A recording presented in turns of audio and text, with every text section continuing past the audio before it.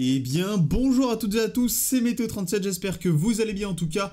Moi ça va super et aujourd'hui on se retrouve pour cette nouvelle vidéo, ce nouveau point météo où nous allons parler de la situation à venir sur notre pays, notamment à partir de la semaine prochaine, à partir de la semaine du 18 novembre, avec une situation sous haute surveillance, un risque de descente polaire qui pourrait être bien humide sur notre pays. Alors on va parler évidemment de tout ce qui est attendu, de tous les détails qu'il faut affiner encore actuellement et de ce qu'on commence quand même à savoir et ce qu'on commence à confirmer à l'heure actuelle. Alors vous le savez très bien, la descente polaire en elle-même, je l'ai confirmée. Voilà, ça fait 2 jours, hein, le dernier point météo c'était lundi, donc ça fait 2 jours que je voulais confirmer cette descente polaire. Je suis le premier à l'avoir confirmé et effectivement, quand on voit les modèles, cette descente polaire, très honnêtement, sur notre pays, elle aura lieu. Alors, on a eu des petits doutes, hein, notamment mardi, entre lundi soir et mardi, avec le flux océanique qui pouvait s'imposer, hein, et GFS d'ailleurs qui nous modélisait des énormes tempêtes, hein, des tempêtes absolument dantesques, notamment sur le nord de notre pays. Bon, GFS, clairement, je le disais, hein, je vous l'ai dit en post et je le pensais, il était dans l'abus au niveau de ces tempêtes, c'était de l'abus total et je pense que voilà, il a fait une petite sortie de route, notamment dans la journée de mardi en nous modélisant ces énormes tempêtes, entre lundi soir et la journée de mardi, et je ne pense vraiment pas, maintenant c'est même quasiment sûr, hein, que GFS faisait une énorme sortie de route lorsqu'il modélisait ces énormes tempêtes. Alors hier je vous ai fait un post et hier je vous ai dit quoi?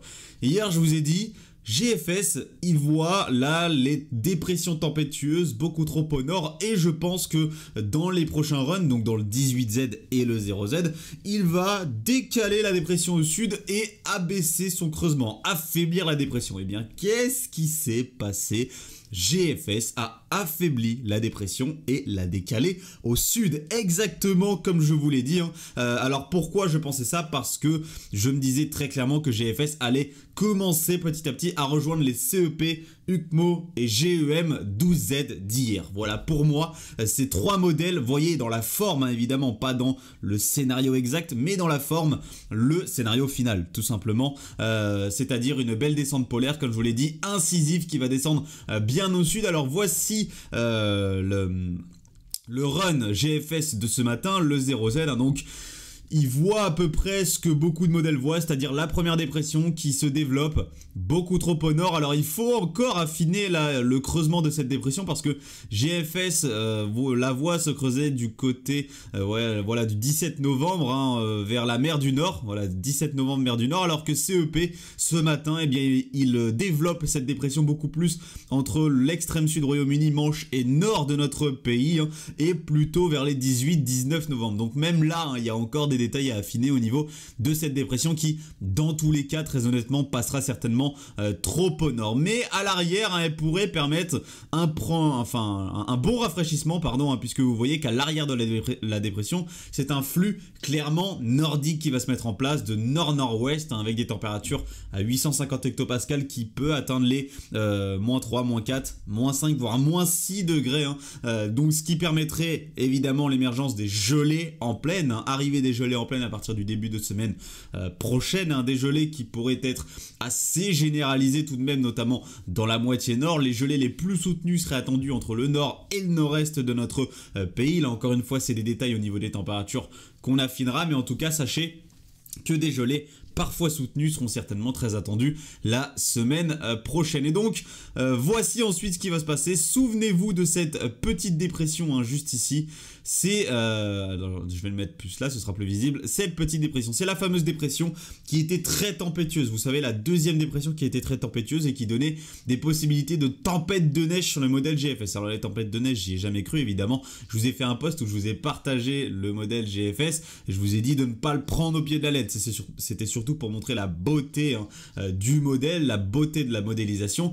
Bon là évidemment, comme c'était prévu, comme je vous l'ai dit, il a bien abaissé la dépression, hein, son creusement. Et donc ces dépressions, elles nous viennent d'où? Ces dépressions, elles nous viennent directement du système dépressionnaire qui est actuellement ici, situé du côté de Terre-Neuve. Alors on voit très bien les minimums dépressionnaires, regardez, hein, juste ici, qui se détachent du système dépressionnaire de Terre-Neuve et qui viennent ensuite progressivement glisser, hein, vous la voyez, elle glisse le long de l'anticyclone. cyclone pour atteindre l'Europe de l'Ouest et notamment la France, hein, et nous apporter cette possibilité de conflit neigeux. Alors on voit très bien que ces minimums dépressionnaires, ils profitent d'une faiblesse, hein, ici du côté du sud du Groenland.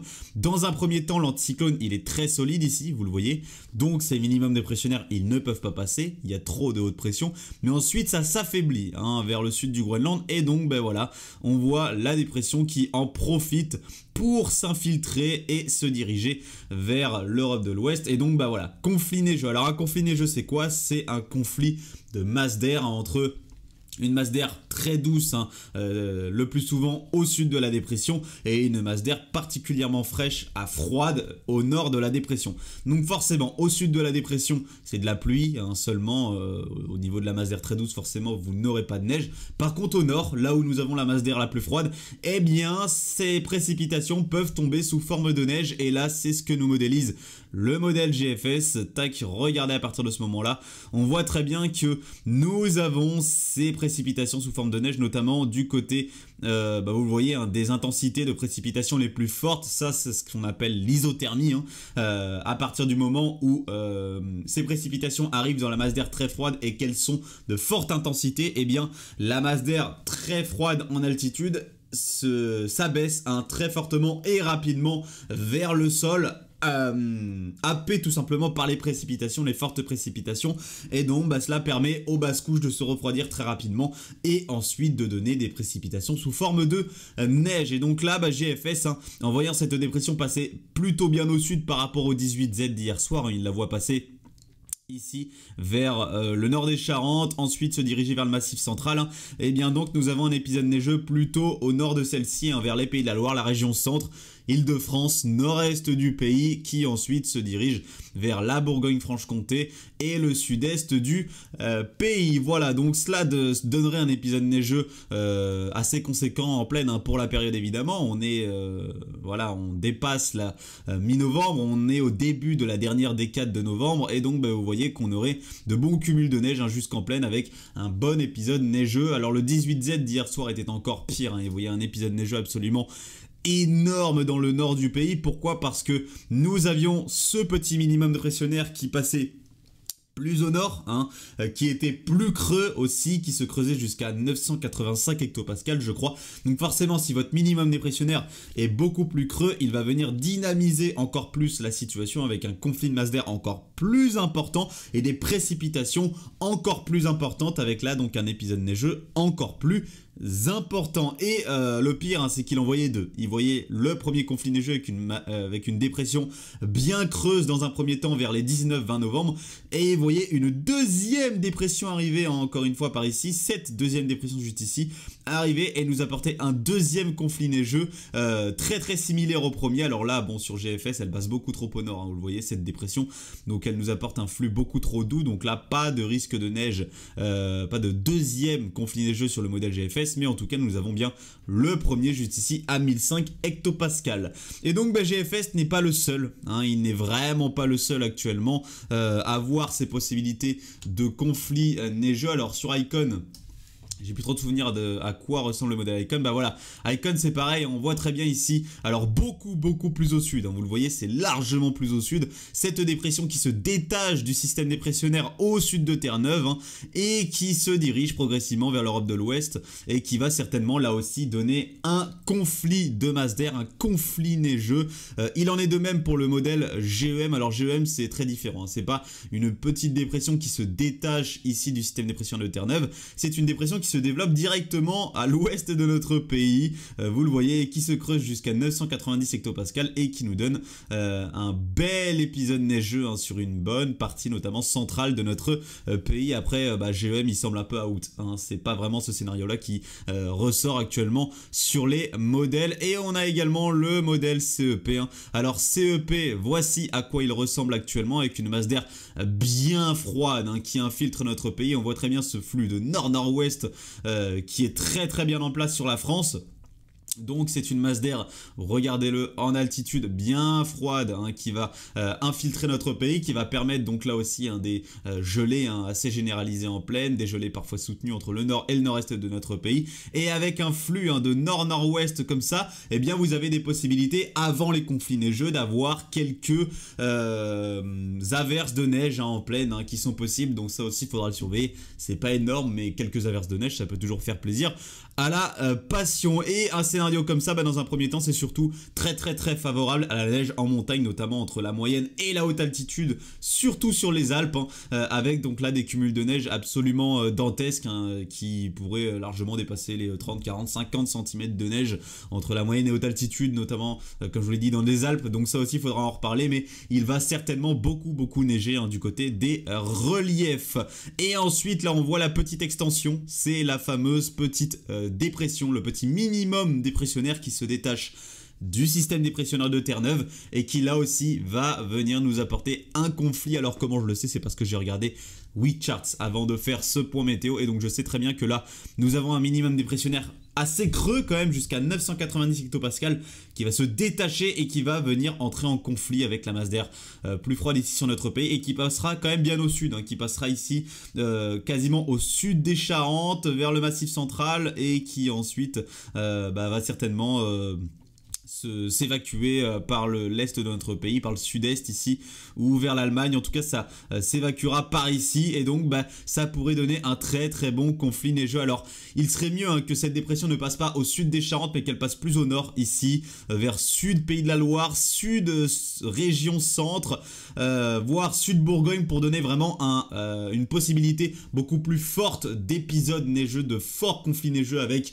vraiment là un épisode neigeux conséquent, parce que si elle est trop au sud, cette dépression, elle sera de moins en moins en conflit avec la masse d'air la plus froide, et donc il y a de moins en moins de chances qu'on ait vraiment un très gros conflit neigeux. Donc faut pas que ce minimum dépressionnaire soit trop au nord pour que nous puissions avoir un conflit neigeux sur le plus de régions possible, et il ne faut pas non plus qu'il soit trop au sud pour que le conflit soit toujours le plus important possible et donne le plus de neige possible. Voilà, j'espère avoir été le plus clair possible sur ces minimums dépressionnaires. En tout cas, actuellement, c'est ce que nous avons sur les modèles. Nous avons les risques de passage de ces fameux petits minimums dépressionnaires sur notre pays qui peuvent donner un conflit neigeux. La descente polaire en elle-même est confirmée, on peut le dire, actuellement sur les modèles. J'étais le premier à la confirmer lundi, et ça l'est d'autant plus actuellement sur les modèles. Donc je suis plutôt content d'avoir été l'un des premiers à l'avoir confirmé et à avoir largement anticipé cette descente polaire. Ces fameux changements, ça fait 2-3 semaines qu'on les anticipe maintenant, depuis avant début novembre, depuis fin octobre, début novembre.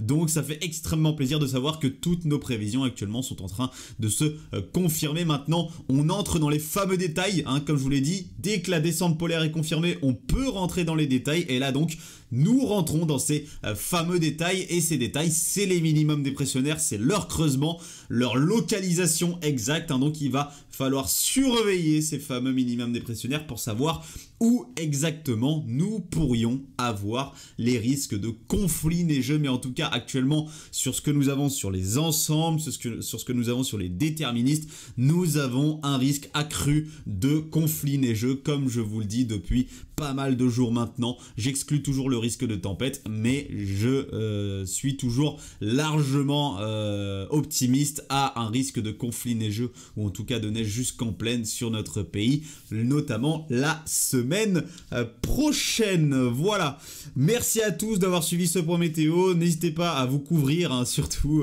ces prochains jours, puisque là nous avons le froid continental qui s'est bel et bien installé sur notre pays. Je pense que vous l'avez senti, cette petite baisse des températures que nous avons eue, et donc cette baisse, elle sera d'autant plus conséquente la semaine prochaine avec l'arrivée de notre chère descente polaire. Alors ça aurait été cool là d'avoir le 240 heures de CEP sur Météo Ciel. Bon, malheureusement je l'ai pas, mais j'ai Weathercharts qui est actuellement ouvert, et donc voilà ce que Weathercharts voit, modélise la fameuse dépression, vous le voyez, qui se creuse en plus en arrivant vers notre pays. Ça c'est parfait, une dépression comme ça qui se creuse, et donc il faudrait, vous voyez, elle passe très au sud, vers les Charentes, voire Sud-Charentes, donc il faudrait qu'elle passe un petit peu plus au nord, 100, 200 ou 300 km là, un petit peu plus au nord, pour donner vraiment un conflit très important et le plus de neige possible, notamment entre ici les régions centrales et des régions un petit peu plus au nord. Là, si elle était 200-300 km plus au nord, ça donnerait un épisode neigeux entre la Bretagne, la Normandie, les Pays de la Loire, la région centre, l'Île-de-France, le nord-est du pays, la Bourgogne. Et ensuite, pour les Hauts-de-France, il faut voir parce que si cette dépression passe trop au sud, bah évidemment, les Hauts-de-France pourrait malheureusement ne pas être concerné, en tout cas une partie des Hauts-de-France pourrait ne pas être concernée par ce conflit neigeux. Donc maintenant, il faut affiner, voilà vraiment ces petits minimums dépressionnaires. Je vous en reparlerai donc dans de prochains points météo, évidemment. Merci à tous donc d'avoir suivi ce point météo. Nous n'aurons malheureusement pas dans ce point le 240 heures de CEP qui ne veut pas se mettre à jour, mais vous avez eu... Voilà, vous avez eu à peu près la forme que ça a sur Weekcharts. Alors, oui, dernier point, pour ceux-là qui diront « Oui, mais CEP, c'est pas bon, regarde, ça passe trop au sud. » Alors, ne vous inquiétez pas, déjà, en entrant dans les terres, ce minimum dépressionnaire, au fur et à mesure, va donner beaucoup de neige, notamment entre le centre-est et le nord-est du pays, très certainement. Mais ensuite, ce n'est qu'une modélisation, ce n'est qu'un déterministe. C'est-à-dire que ce minimum dépressionnaire, il peut très bien être décalé au sud et au nord dans les prochaines modélisations. C'est ce qui va certainement se passer, d'ailleurs. Il va vraiment être décalé de plusieurs centaines de kilomètres au sud, au nord, avant que, en s'approchant de l'échéance, vraiment en arrivant proche de l'échéance, eh bien, les modèles ne commencent à se mettre... Ah bah on l'a, ne commencent à se mettre en accord, vraiment en accord, sur la localisation exacte du minimum dépressionnaire et donc sur la localisation exacte du conflit neigeux. Et donc voilà, on la voit actuellement, alors elle est plus creuse en arrivant, elle se creuse à 990 hectopascales et donc vous voyez qu'elle passe très très au sud, cette petite dépression sur CEP. Il faudrait qu'elle monte légèrement plus au nord, mais dans tous les cas, même si elle passe au sud ici, elle donnera un conflit neigeux. Voilà, elle donnera un conflit neigeux, notamment en entrant dans les terres entre ici le centre du pays, voilà, massif central, et centre-est, sud-est du pays certainement, notamment région Rhône-Alpes. Ça va donner un conflit neigeux là sur le modèle CEP. En tout cas, tous les modèles sont vraiment favorables à ce conflit neigeux et ça fait extrêmement plaisir. Alors désolé là, j'ai gagné un petit peu de temps pour qu'on puisse avoir le 240 heures de CEP sur la fin de ce point météo, donc il va certainement durer un petit peu plus longtemps, 16-17 minutes. J'en suis désolé, mais ça vous permet d'avoir la figure du modèle CEP là dans ce point météo par rapport à Météo Ciel, voilà, où je trouve c'est toujours mieux de regarder. Merci à tous donc d'avoir suivi ce point météo. Moi je vous retrouve dans les prochains jours, peut-être demain ou vendredi pour un nouveau point météo. C'était Météo 37. Bye tout le monde.